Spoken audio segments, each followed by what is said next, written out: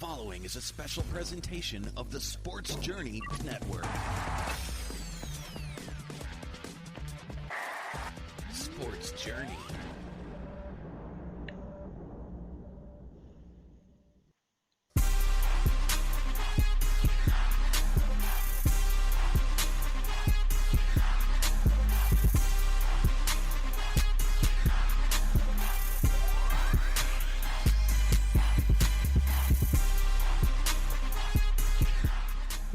And we are back, ladies and gentlemen, for another episode of The Breakdown. And I am your host, Dujunnea Bland. And as always, I'm joined by my host, Carita Parks. How are you doing? I'm doing good. TGIF. Indeed. It is Friday. And before we get into the celebration of the season and some of the things that are going on around the sports world, I have to get in, and I want to start this show off, and I hate to start it off on a downer, but this is something that's important to me. The Cruz Pedregon racing team has been a bunch of great guys. I don't know everybody on the team, but Caleb, Cruz have been generous in how they deal with us here at the Breakdown. And unfortunately, as we all, whether it's personally or around us, have been experiencing loss. And on Monday, they lost their co-crew chief, Eric Lane. They were in Dallas with the team. They're going to be racing this weekend in Houston. And unfortunately, he was hit by a car and killed while walking back from the restaurant and headed back to the team hotel. And it's just a tragic situation. And once again, the NHRA has been dealing with tragedy this year, and another one, as we all have been dealing with tragic situations. And Lane was 47, and he lived in Indiana, and he left behind a wife and his 6-year-old daughter. So we will be doing our part to help the best that we can. And there is a GoFundMe page that you can donate to help his wife and young daughter as they make this difficult transition. It is on Cruz Pedregon's Twitter page. It is also on Caleb Cox's Twitter page as well. I will leave their Twitter handles in the show notes, and the link will be in the show notes.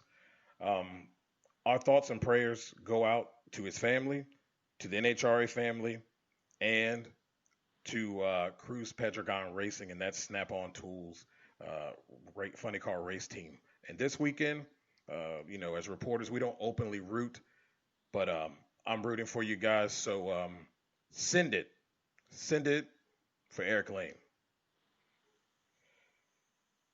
And with that, as we get on to our next part of the show here, and we talk about the NFL and the COVID situation that they have handled. They've handled it quite well, haven't they, Carita?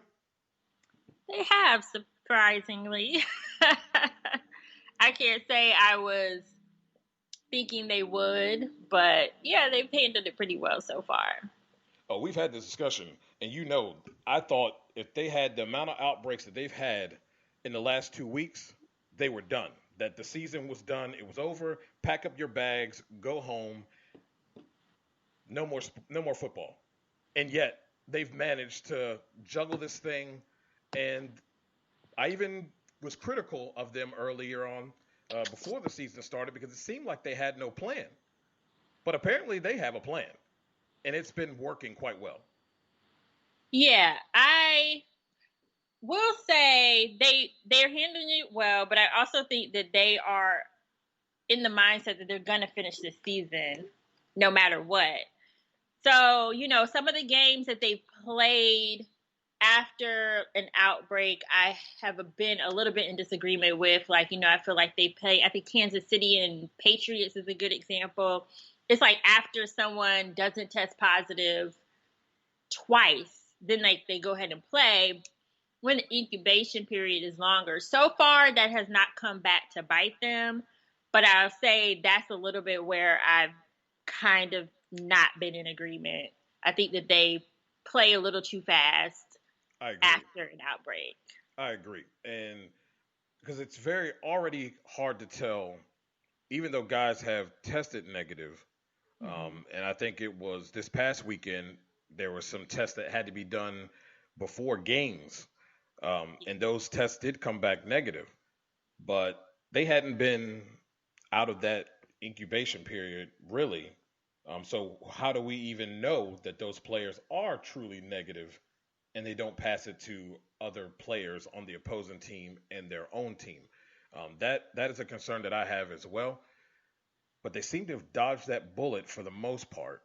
For the most part. So I think that like until it actually is a problem, then they're going to keep doing that. And if it's not a problem, then it's working out for them. So, right. It's but the sad part about it. Going better than I think a lot of people thought it would. Indeed. You look at the changes in some of the schedules. They had a Tuesday night game this week, I believe. Those different nights, I thought, would throw off a lot of teams. It would throw off the continuity of a team, being that they have to play that late week game and then be right back at it for the next week to play on Sunday. But with this season and the way that it started, guys really aren't in a rhythm. I don't think it's really affected the play at all. What do you think? No, surprisingly, it hasn't. Everyone has looked pretty sharp and ready to go. I mean, we saw the Titans come out and beat the Bills. The Bills were the one that looked like they had a COVID outbreak. So, so far, I haven't seen that impact. And also having games on other nights as fans, like the fans actually love that. Like they love the Monday night doubleheaders. They love the games that start at 7. So do I, because it's over at like 9-ish and I can still go to sleep and know the outcome of the game. So I think in some ways it's been working out for the fans too.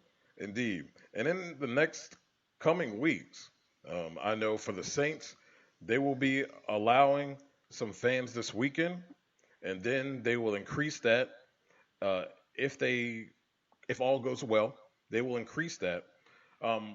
What are your thoughts on some of these teams starting to open up their stadiums and starting to fill the stadium with 7 to 15,000 fans? I don't like that idea. I mean, I know that some stadiums have been open since the start of the season. Right. At the end of the day, everything might be going well, but we are still in a pandemic. And I know that there's going to be social distancing or whatever, but the question really comes down to, are fans really needed in the stadium during a pandemic? And they're not. Like, we've seen it on television. It's nice to have fans. It's like a luxury to have fans. But the players have not seemed impacted at all by not having fans. So just stick to that. However, we know that's not the case because the NFL, like all businesses, are about money. And that's really what it boils down to. But from an optics perspective, I just think that it's not necessary. So why are we doing it? I'm with you on it. I understand that there's ways to do things. I believe that. But with that said, everyone needs to be on the same page. And just because people say that they're going to come in and wear a mask, I don't know how many times I've seen people in the facility, and they may be with their group of people, but I see them standing over there with no mask.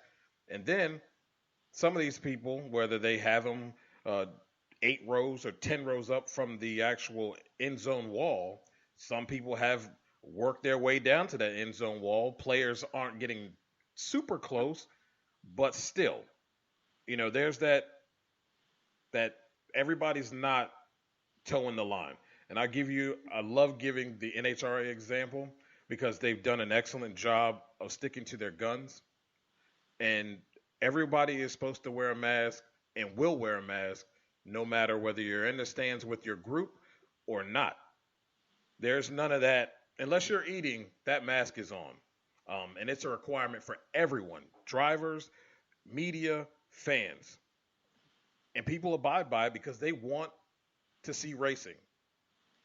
Well, I'll also say this, too, is when I look in the stadiums, I feel like the stadium is empty. So why are fans kind of like in the same sections? Like, Right. why can't they be spread out even more across the stadium? That's what I'm not understanding. And I've seen that quite a bit in the teams that are having fans in the stadium. Too many clusters.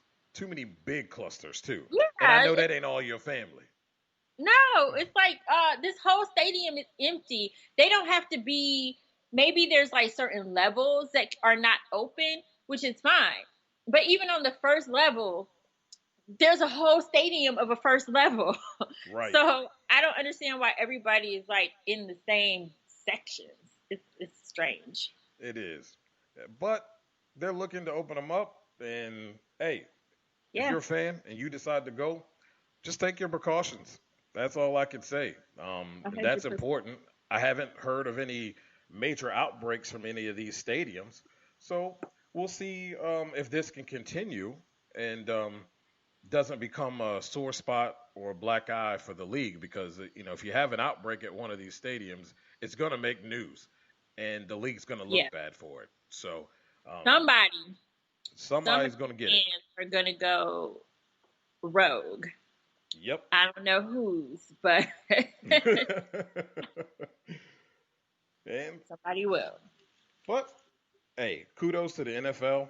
They've done quite the job in trying to keep all of this under control, and so that they can have fans in the stands. Mm-hmm. And with that, we're going to go to a break. And when we come back, we're going to talk about the Washington football team. And is Ron Rivera giving mixed signals? We'll talk about it when we come back.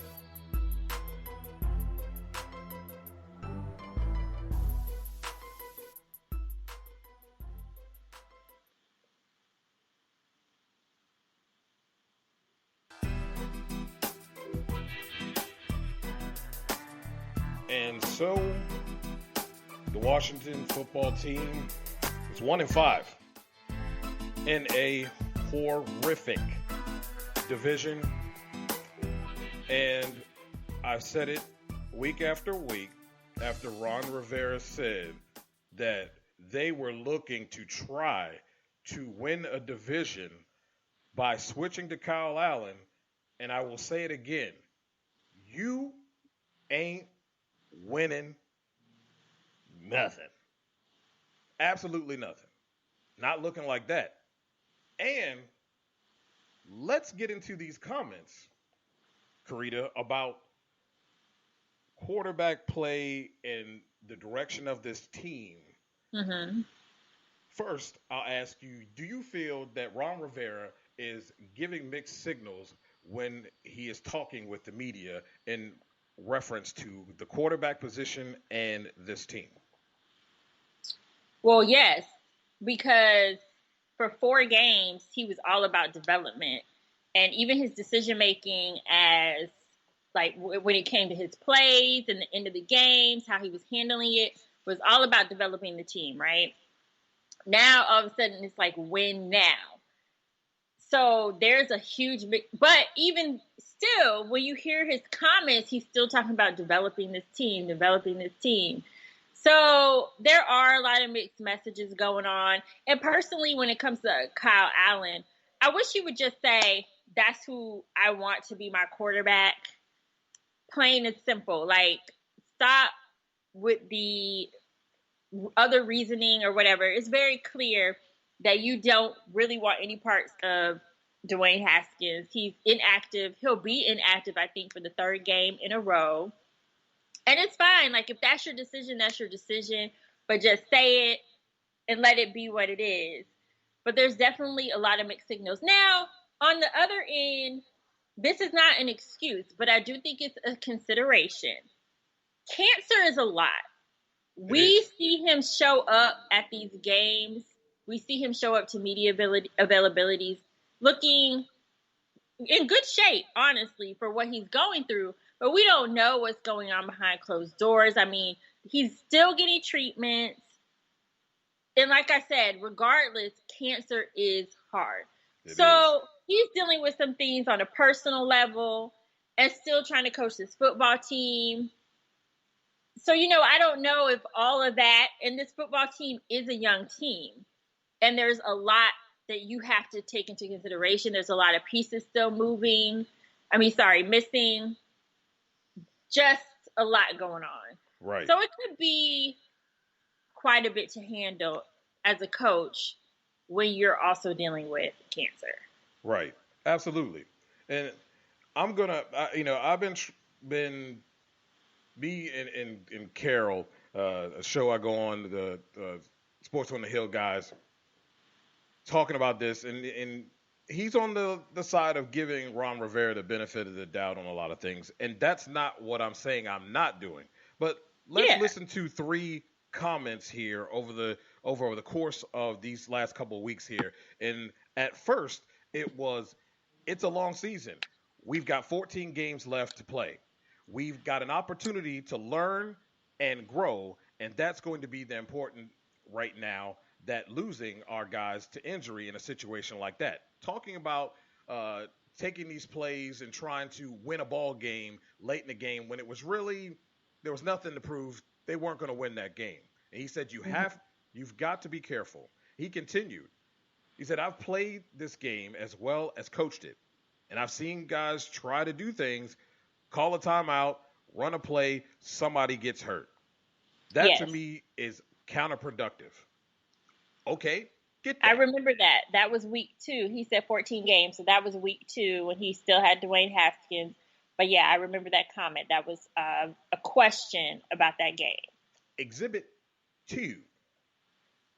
This is after the Cleveland game, a lackluster performance by Haskins, a game where Haskins in the media press conference justifying his poor performance by numbers. Rivera corrected him on that in his press conference, but he says, again, we have to make sure that everybody is playing well enough to win at this point. This is a cutoff point for me. Oh, what? A cutoff point? Mm-hmm. Then he goes, I feel like with 4 games, if we could come out of those 4 games, 2-2, going into this week, I could stay with Dwayne in spite of the situation and circumstances, but can't do it at 1-3. Okay, so it was a cutoff point for him. But this week, after this quarterback has had, and I find it laughable because we're talking about the same things with both quarterbacks. Mechanics, not consistent, okay? Mm-hmm. When they're under pressure, he's late. Washington football team, Donovan McNabbing it by throwing it to the worms on the ground. He's throwing it into the dirt because he's feeling the pressure. Mechanics fail, footwork failed. It goes into the dirt. Turning the ball over. Same thing that the starting quarterback was doing that you anointed before the season. So we're talking about 2 quarterbacks that are doing exactly the same things. But the caveat is your starter, the first-round draft pick, the guy who you said that we have to see what we have in him, has really only played up to the point where you cut him, I believe, about 12 games. He definitely doesn't have a full understanding of your system, just like everybody else on that offense. But that guy who you decided to start because you want to try to win a division, he's in his 3rd year. To me, there ain't no stinking excuses because he goes through the progressions well, but he's not throwing it well. He's in his 3rd year. Turning the ball over. I mean, at the end of the day, you're turning the ball over.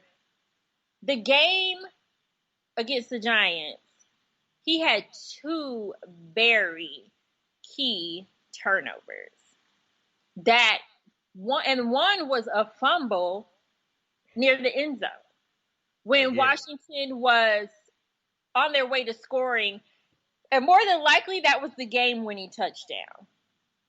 Yep. And he fumbled the ball away. And Coach Rivera was not nearly as critical of his performance as he should have been, because the truth of the matter is you probably wouldn't have been in a situation where you had to go for a 2-point conversion if that drive would have stayed alive. Absolutely. Because more than likely the Giants would have never had an opportunity to score. I just don't think they would have. No. So I think maybe the difference is with Kyle Allen, he had the ability to bring the team back. But we saw that with Dwayne Haskins in Philadelphia. And truth be told, we really haven't seen Kyle Allen except for that Giants game because he got hurt in the game against the Rams. Yep. But yes, like you said, he's been in this league 3 years.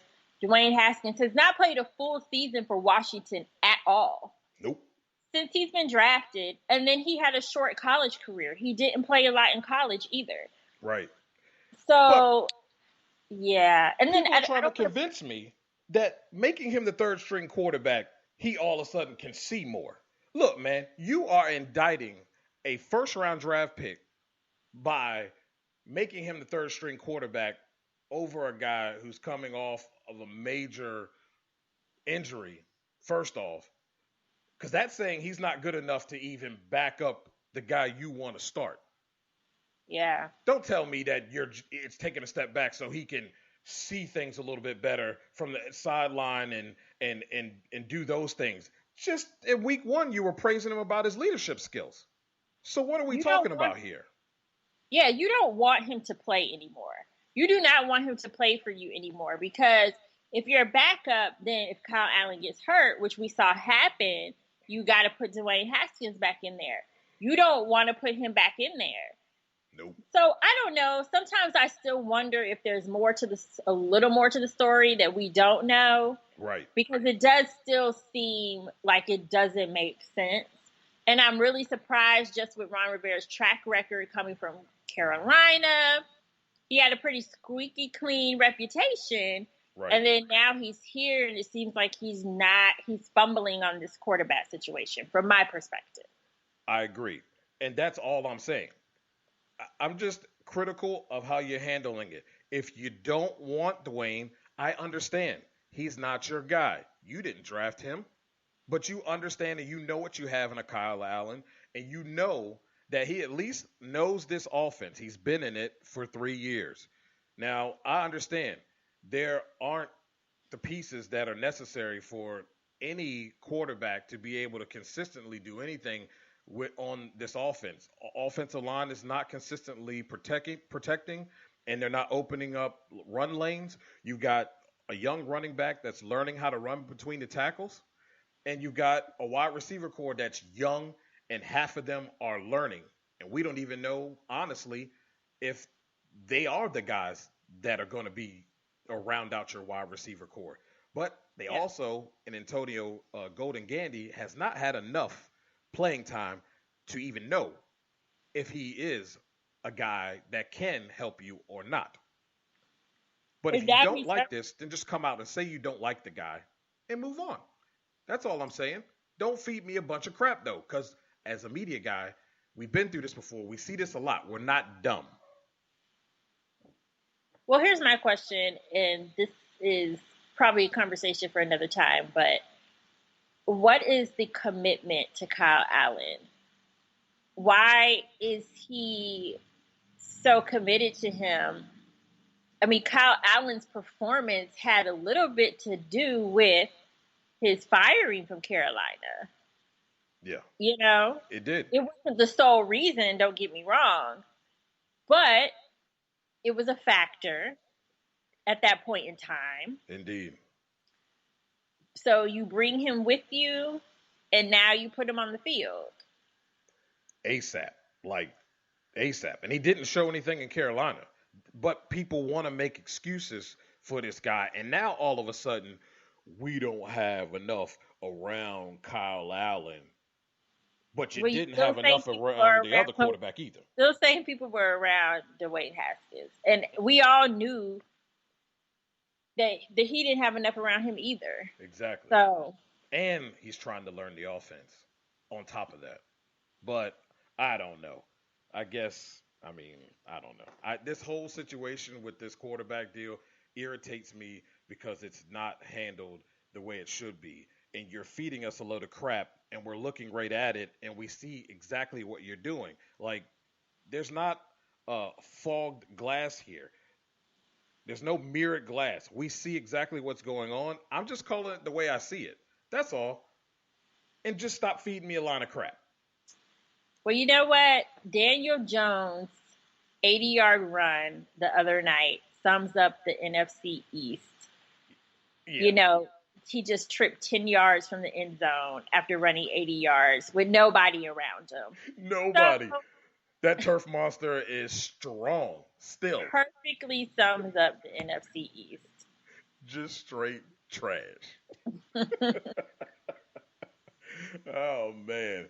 The Washington football team, though, this week takes on the Dallas Cowboys. It's rivalry week, people. Are you happy?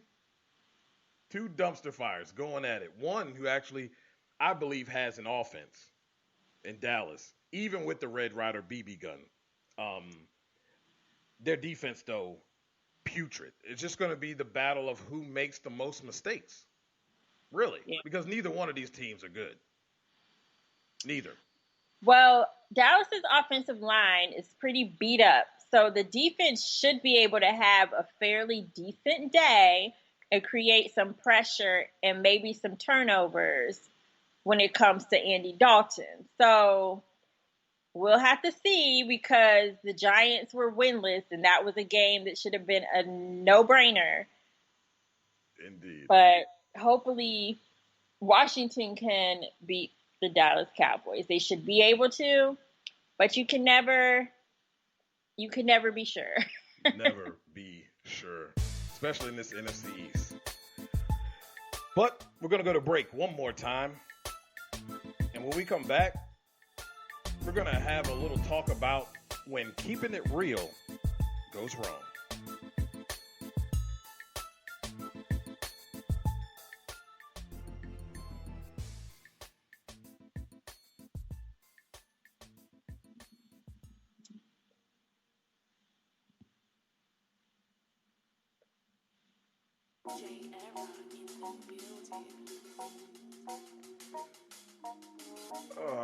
When keeping it real goes wrong. Now you think, as a professional sports player, whether it's football, basketball, baseball, whatever you're doing, track, whatever, you know better when you go on a television interview to do the right thing, right? I mean, you have PR people around you. So what exactly was John Wall doing, Carita? I don't know. I don't know what possessed him to play spades during in any interview, but especially one on ESPN. I think so. Don't get me wrong. I like John Wall. I cover him with the Washington Wizards. He is actually a really down-to-earth person, and that probably played into why he was playing spades on television. Oh, he was comfortable. But you still have to make good decisions. And the funny thing is, the fans, from what I saw, loved it. Like, they thought it was so great. It was like keeping it real.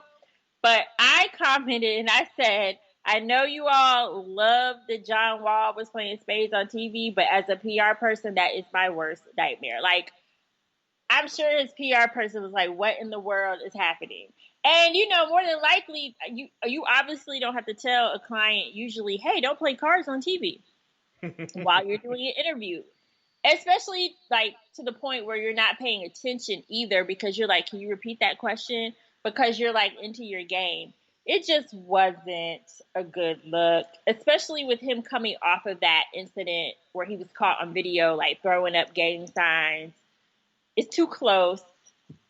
Now, for And those people who don't understand why that's important not to be doing those types of things, could you kind of explain that to people who may not understand why that shouldn't happen?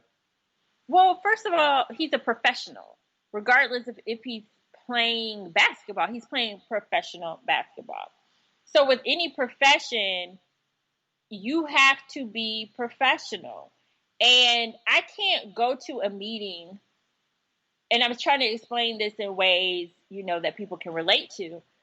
I can't go to a meeting and play spades while my boss or my coworkers are talking to me. So as a basketball player, you can't do that either. An interview is a professional obligation. That's a part of what you do as an athlete. So you are there to be professional.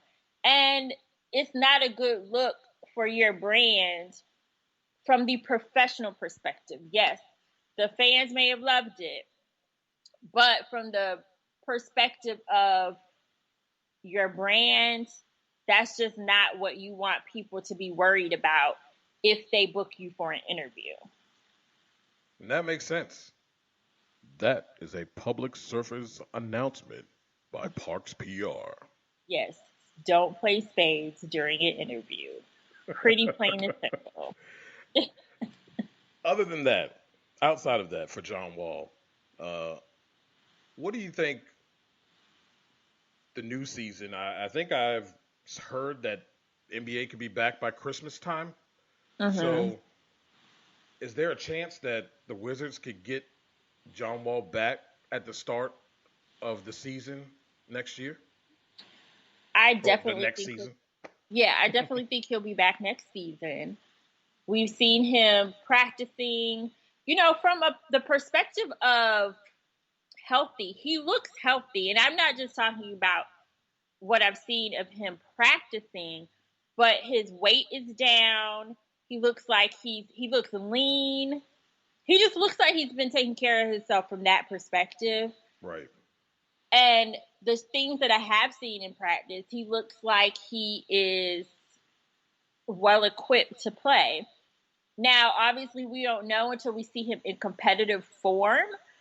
But if he did heal his foot and from his injury 100%, and with a lot of athletes, like they're injured and they put Band-Aids on it. You know what I mean? Like they get like maybe like a minor surgery, or they take the meds or whatever. Right. And then eventually it catches up with you. So now he's had like a whole year and a half to heal. And I think that he'll be back. And I can't wait to see what he does, because John Wall hasn't been healthy in a while. Yeah, it's been a long time.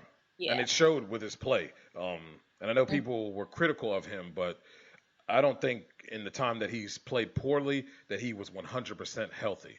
I don't think he gave himself the time needed to come back 100%. Like you said, the Band-Aids. And those Band-Aids catch up with you. And with a franchise, honestly, that hasn't really done anything, he needed to get healthy so that he can be at the best for this franchise. Now that you have a Bradley Beal playing quite well, they can get a couple pieces and solidify the bench a little bit in an Eastern Conference that isn't dominant.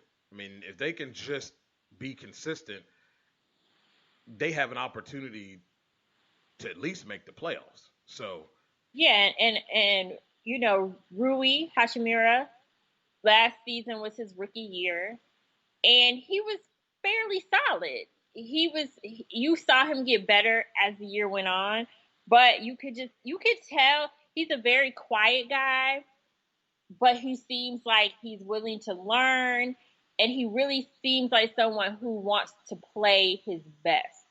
Right. So I think we're going to see him flourish a little more next season. You got John, you got Brad. Then you have some other pieces that the Wizards figured out in the bubble. You got Troy Brown Jr. We'll see what he can bring to the table. But I think they figured some things out in the bubble. which was good. And they'll draft somebody in the draft. So I think we'll see them be more competitive at least. Right. I'm really looking forward to the NBA season. I think it's going to be pretty awesome on both in both conferences. Willing to see and can't wait to see if the Lakers can do it again. Obviously, yeah, but you I'm might be also who wants to see if the Lakers can do it again. On this, at least on this conversation. oh man, it's been great. Yeah, we still celebrating, ladies and gentlemen. But I'm also interested to see what the Clippers can do, what Golden State Warriors can do out there. I want to see if Houston can put it together. My biggest thing, though, before we get out of here, is Stan Van Gundy. Okay, that Pelicans team has had talent. Uh, I didn't like the hire of Gentry when they hired him. Didn't think it was the right fit at all. I don't think this is the right fit either. I know a lot of people, and I've had my buddies out there in Louisiana lobbying for Van Gundy for the simple fact that he's done a good job putting together teams. But this team really is already put together. It needs to be nurtured and then pushed forward. It's missing just a little bit of something. They don't do things and don't play up to their level of potential consistently. What do you think about the Stan Van Gundy hire? And do you think this is a good fit for the Pelicans going forward? Well, like you said, the Pelicans are pretty much put together, so that might work in his favor this particular time. I think it's an interesting hire. I don't know if I feel. Oh, you know how sometimes like coaches are hired, and you're like, oh, that's like okay, that's a great fit. I Right. don't feel either way. Like I don't feel like it's a bad fit, but I'm not sure if I'm convinced it's a good fit. I'm kind of neutral on the hire, I guess you could say. Like it Right. doesn't really excite me, but it doesn't have to excite me if it works. Right. For me, I didn't like the hire because I'm tired of seeing guys who honestly, sure, they've done some decent things, and Van Gundy's done some decent things and made some teams better, but he hasn't won any championships. And to me, I feel like they're a team that's on the cusp of being able to do that and can make some noise if managed correctly. The Pelicans continue to get coaches that are retreads that haven't done anything. So you haven't gone into the spectrum of getting a young coach like a Ty Lue or someone like that. Okay, Mhm. fine. The only thing I say about this hire that is good is this. What we underestimate as people and when we looking at different teams is the respect of a head coach in the locker room. And to listen to what JJ Redick, I believe, said about him, his other players that have played for him have said about him as a coach, I'm down with that because that means a lot when getting everyone to listen to you and buy into what you're trying to sell so that this team can be successful. Now, does the respect in the locker room account to wins or count for wins? We'll see. We'll definitely see because he's going to have that opportunity. But I'll just look at his resume. He ain't won any chips off of respect. And he's No. had players. So we'll see how it goes. But I really wish they would have thought outside of the box. But Yeah, again, it's New Orleans. So I guess I kind of expected it. I totally agree. It's definitely a very vanilla hire, but if it works, If it works, it, they're going to be it'll be geniuses. great. But I think no one, and I guess you don't know this with any coach that takes on a team. You don't know how it's going to work out. But I think we really are very interested in seeing how this works out. Right. I mean, it's kind of, to me, it's like hiring D'Antoni over and over again. I mean, you kind of know who this guy is. Yeah, that happens all the time. I mean, we see that in the NFL when it comes to Yep. quarterbacks. I mean, we've seen Yep. a bunch of backups go to be starters and still look like backups. It's like that's why they were backups. Exactly. And the same thing with the coaching carousel. in all leagues, but especially basketball, there's no real fresh meat, Nope. like Same I'm old, sure same old. there's other people out here who can coach that may be a better option than the Where's same Sam old Cassell at? coach. Where's Sam Right. Cassell at? Just saying. But here we are. Yep. And with that, ladies and gentlemen, we're going to get out of here. It's been fun. It's been real fun. A lot of stuff going on. And again, thoughts and prayers to the Pedregon team, Eric Lane, his family, the NHRA community. We're thinking about you. We love you. And hopefully, if you can donate to help Eric's wife and daughter. Lots of stuff going on, man. We've been so busy. Tell them what you got going on and what they need to look for, Carita. Yeah, so we're still in the Washington football team season, so you could catch my Washington football content on 3-point conversion. I always write an article each week related to what's going on with the team. Once again, Double Take Sports, that's my platform. I write a variety of articles through Double Take, so those are always coming out. A lot of content there, so you can follow me on all social media platforms at DBL Take Sports, and also the website dbltakesports.com. All good stuff, ladies and gentlemen, and I really recommend the Double Take Sports website. It's a lot of stuff outside of the box that you don't get to think about and don't get to really hear about with these players. Very informative, and can help you get know these players a little bit more. Some really hard topics, tough topics, and some topics that are fun. So I love it, and I think you should check it out as well. You can find my work at sportsjourney.com. Obviously, you're listening to the podcast here, and that's where you can find me ranting, and we thank you for listening to this podcast. Yes. Also, you can follow me at NotBland21, and I love talking shop with you guys, so you can always hit me up there. It's always a fun time. Yeah, and I have to mention, it's quiet now because I'm not writing on the Mystics or the Wizards until the season gets closer, but that's where you can find Sports Journey, is where you can find that coverage. Absolutely. And with that, you guys have a great weekend. Be safe. Make sure you mask up. And we'll be back right here on The Breakdown next week. And hopefully you enjoy these games, whatever sport you're watching. And don't forget, NHRA, FS1, Saturday, Sunday. I believe I got that right. So, check them out. Anyway, we're out of here. With that, thank you for listening to The Breakdown. You guys are awesome, and we'll talk to you again. Yes.